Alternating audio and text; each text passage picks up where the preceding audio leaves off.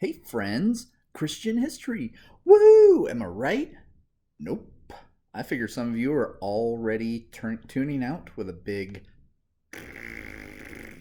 But this stuff is important. Our past informs our present and guides our future. The last thing anyone wants to do is repeat a mistake. At least I don't. But if we don't learn what we've screwed up, we can't ensure that we get better in the future. Also, without Christian history, you'll never know the answer to WWSP. Who would Santa punch? So, when did it all start turning south? When Jesus left us in charge, pretty much. The literal day old church had started and was growing in Jerusalem. It was led by Jesus' inner circle, Peter, James, and John, and was centered in the Jewish temple. There are several instances where Jesus tells Peter he needs to branch out from converting just Jews, but each time he slides back into familiar old Jerusalem. In around 70 CE, Jewish zealots revolted against Rome. Rome didn't really distinguish or care that there was a difference between Jewish zealots and the Jewish Christians, and not only was the temple destroyed, but the church in Jerusalem was also functionally wiped out. So, shortly after the church in Jerusalem had started growing and Christianity started to spread to neighboring cities, a Jewish Pharisee named Saul of Tarsus had started hunting Christians and turning them over to the authorities to be killed. That is until he encounters Jesus on his way to a city called Damascus. He converts to Christianity. He tries to bring the gospel to other Jews and just wasn't successful. So he switches to preaching to non-Jews or Gentiles and started several churches throughout the Roman Empire. Because the church in Jerusalem didn't survive, that means that we are the spiritual descendants of the churches formed by the missions of Paul.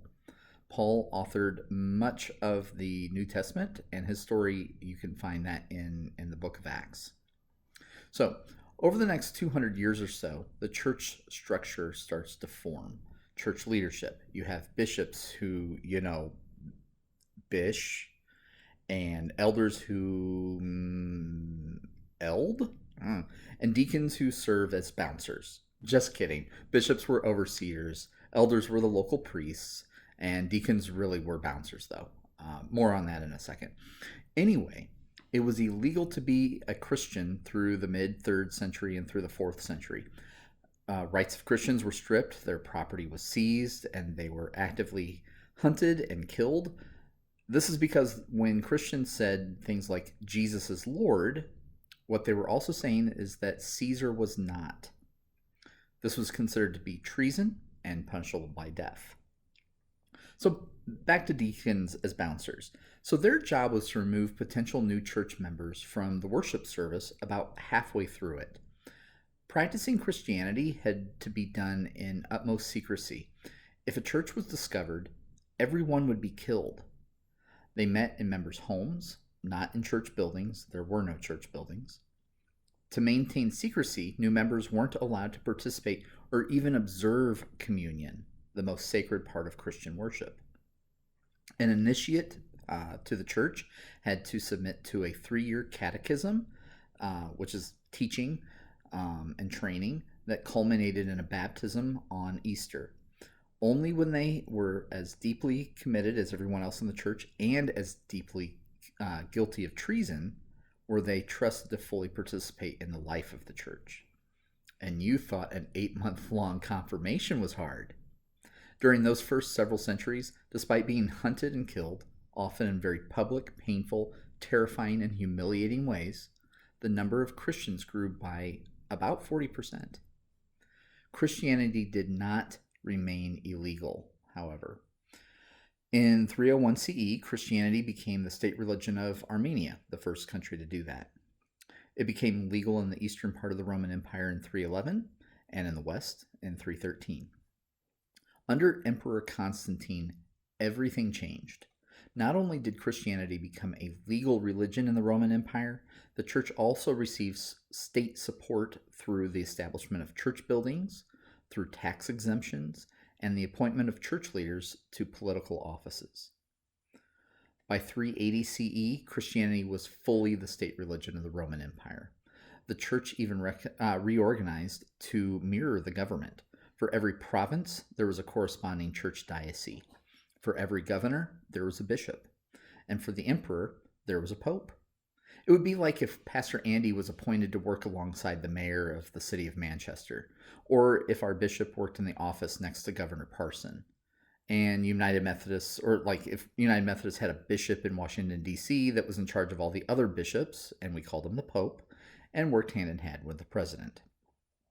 Now, keep in mind, one day Christians were being hunted and killed, and the next day they're being given prominent positions and power in the government.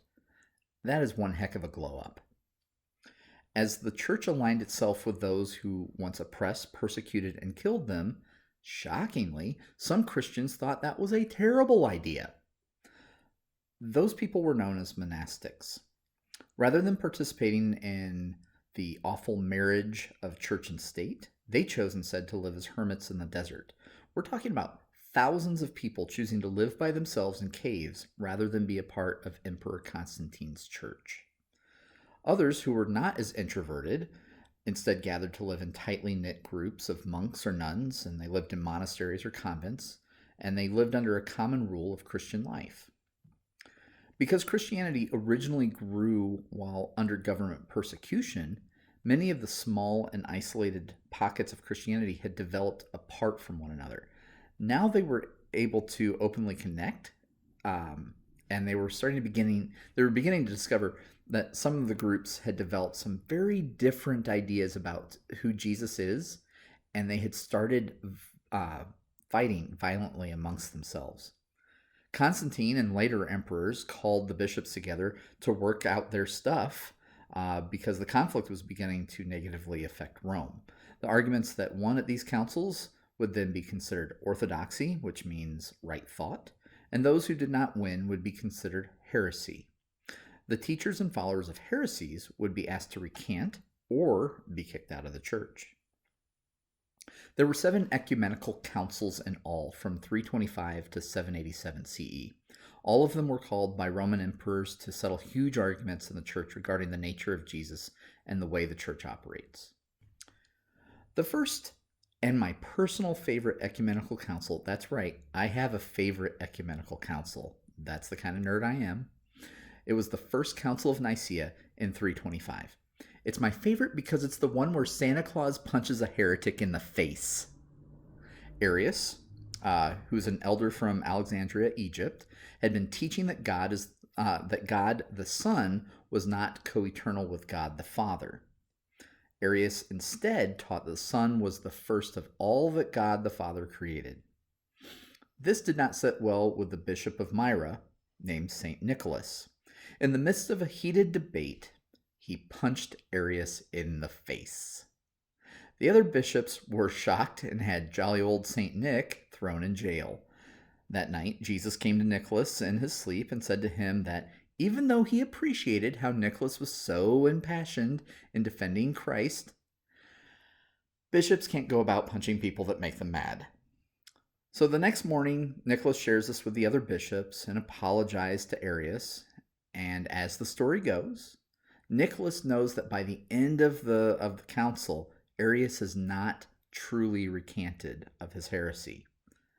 So Nicholas prays that he will not have to share communion on the last day of the council with an unrepentant heretic. And right before Arius is about to receive the elements, all his guts fall out of his butt and he dies. Sometimes church history is weird and funny. Anyway, in the East, Islam was growing and had taken over much of the Middle East. Christians were oppressed by Muslims. Christians were prohibited from having certain professions. They were granted a second-class citizenship. They had to pay a special tax for non-Muslims that reduced many Christians into poverty. To escape starvation and homeless brought on by this poverty, many Christians converted to Islam to survive. Horrible, right? However, the church was not blameless. From the late 5th century to the middle 9th century, Christianity expanded alongside the Roman Empire. It spread throughout Western Europe to France, Germany, Belgium, to the British Isles. By the time Charlemagne, Charles the Great, was emperor, the Roman Empire and the church were using violence and threat of death to forcibly convert pagans to Christianity. The cycle is now complete. The church went from the oppressed to the oppressors in just a few hundred years. You know what they say about absolute power, right? It turns you into a raging jerk. By the 11th century, large differences between the Eastern and Western churches were growing. The Western churches had a pope who claimed authority over the entire church and was backed by the government. However, the Eastern churches wanted to keep the decentralized structure that had been kind of the norm throughout the first several centuries of the church. Out of the ecumenical councils had emerged what we now know as the Nicene Creed. It's like a beefed up version of the Apostles' Creed. The western part of the church, with the Pope as its leader, had added a line to the creed. This was a bridge too far on the issue of the Pope's authority. And in 1054 CE, the Eastern Orthodox Church split from the Western Roman Catholic Church. We call this the Great Schism. Christ's one church was for the first time two churches. And to this day, they remain split. That's where we're going to stop for now, and we'll pick up next time with the next 1,000 years of church history.